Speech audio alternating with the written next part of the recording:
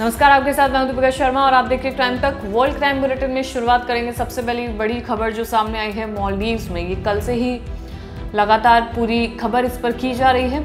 अब इसमें भी कई सारे अपडेट सामने आए हैं। दरअसल हुआ क्या था, मामला ये था कि मालदीव्स के राष्ट्रपति मुइज़ो पर उनकी ही कैबिनेट की एक मंत्री एनवायरनमेंट मिनिस्टर ने उन पर काला जादू करने की कोशिश की। पुलिस को इस महिला मंत्री के घर से भी कई आपत्तिजनक चीज़ें मिलती हैं, जिससे साबित किया जा सकता है कि वो ऐसा काला जादू करने में विश्वास रखती हैं। इसके अलावा मकसद ये था कि वो अपने राष्ट्रपति के करीब आना चाहती थी। उनकी क्या पर्सनल क्या चीज़ें थी जिसके लिए वो ये सब कर रही थी, अभी उन बातों का खुलासा नहीं हुआ है। लेकिन ये खुलासा हो गया है कि ये महिला मंत्री अपने देश के राष्ट्रपति पर काला जादू करने की कोशिश कर रही थी। लेकिन आखिर ये महिला है कौन? फातिमा इनका नाम है, जो एनवायरनमेंट मिनिस्टर हैं। इनको पुलिस ने गिरफ्तार कर लिया है। उनके साथ साथ 2 और लोगों को भी गिरफ्तार किया गया है, जिनमें से एक शख्स इनका खुद का भाई है।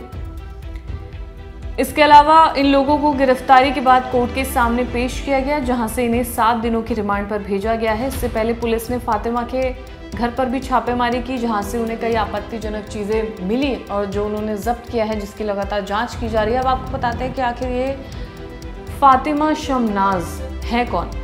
पर्यावरण मंत्री यानी कि एनवायरनमेंट मिनिस्टर बनाए जाने से पहले शमनाज माले सिटी काउंसिल में हैनबरू साउथ की काउंसलर थी। उन्होंने इस साल अप्रैल में मुइज़ो सरकार में मंत्री पद संभालने के लिए काउंसलिंग से इस्तीफा दे दिया था। वो इससे पहले राष्ट्रपति कार्यालय में भी अहम पद पर थी। वो मुइज़ो और उनकी पत्नी के करीबी रहे एक बड़े अधिकारी एडम रमीज की पूर्व पत्नी है। दोनों का हाल ही में तलाक हुआ है। इस मामले में रमीज पर किसी तरह के आरोप नहीं लगाए गए हैं और ना ही इस मामले में उनकी कोई भी इन्वॉल्वमेंट पता चल सकी है, लेकिन उन्हें सस्पेंड कर दिया गया है। शमनाज के 3 बच्चे हैं, जिनमें से एक की उम्र 1.5 साल के आसपास है। यानी कि लगातार जो बैकग्राउंड मिला है वो यही है कि वो करीबी ही है, लेकिन काला जादू करने की जो पीछे की वजह है वो अभी तक सामने नहीं आ पाई है। लेकिन कई ऐसी अहम चीज़ें इनके घर से बरामद की गई हैं, जिससे ये पुलिस का कहना है कि इन्होंने काला जादू करने की कोशिश की है।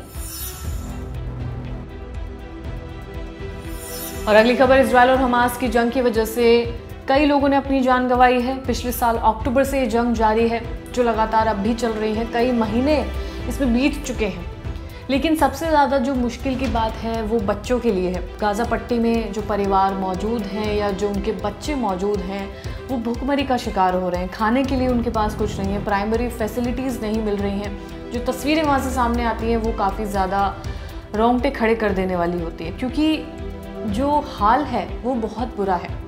अब इसमें कई ऐसे डेटा भी सामने आए हैं जो आपको बता देते हैं।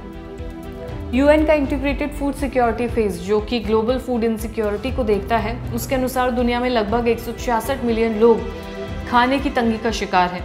इसमें कई देशों में कम ज़्यादा लोग शामिल हैं, लेकिन दुनिया का एक हिस्सा ऐसा है जहां लगभग पूरी आबादी ही खाने की तंगी का शिकार है, और ये हिस्सा कोई और नहीं बल्कि गाज़ा पट्टी है। इसमें भी 1 मिलियन आबादी भुखमरी के सबसे चरम रूप में है, जहां पर उसमें भी सबसे ज़्यादा जो शामिल कोई है तो वो बच्चे हैं। यानी कि गाज़ा पट्टी में बच्चे हैं जो काफ़ी ज़्यादा भुखमरी का शिकार हो रहे हैं। खाने के लिए कुछ नहीं है, उनके पास कोई फैसिलिटीज़ पहुंच नहीं रही हैं। तो ये इजराइल और हमास की जंग की वजह से इन बच्चों को जो भुगतना पड़ रहा है वो काफ़ी ज़्यादा मुश्किल में डाल देता है। तो ये था वो डेटा जो सामने आया है, जिसमें गाज़ा पट्टी में जो बच्चे हैं वो भूखमरी का शिकार हो रहे हैं। और अगली खबर अमेरिका से। अमेरिका में राष्ट्रपति चुनाव होने वाले नवंबर में, उससे 5 महीने पहले जो बाइडेन और डोनाल्ड ट्रंप के बीच प्रेसिडेंशियल डिबेट हुई। इस डिबेट में दोनों ने एक दूसरे के ऊपर कई आरोप लगाए, कई निजी आरोप लगाए गए, कई गंभीर आरोप लगाए गए। इसके अलावा कई अलग मुद्दे भी डिस्कस किए गए। लेकिन ये जो 75 मिनट तक एक दूसरे पर जो गंभीर आरोप लगाए गए हैं वो क्या है, मैं आपको बताती हूँ।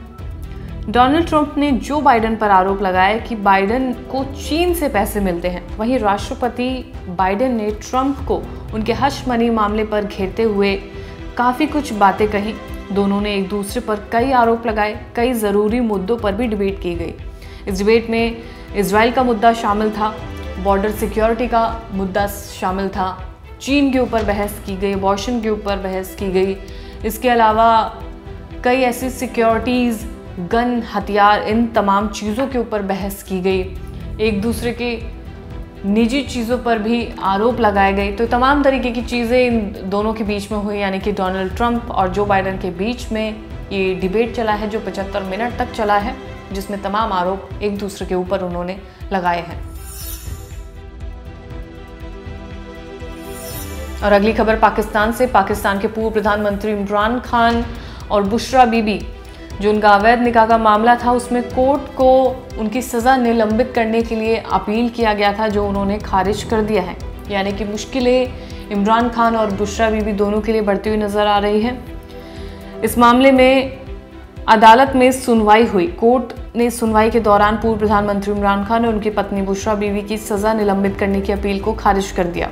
इस मामले में 3 फरवरी को जिला और सत्र अदालत ने 5 लाख रुपए के जुर्माने के साथ 7 साल की जेल की सज़ा सुनाई थी। इसके बाद फिर अदालत ने इस मामले में सुनवाई की, तो इससे रावलपिंडी की अरियाला जेल से इमरान खान और बुशरा बीबी की रिहाई की उम्मीदें धराशायी हो गई।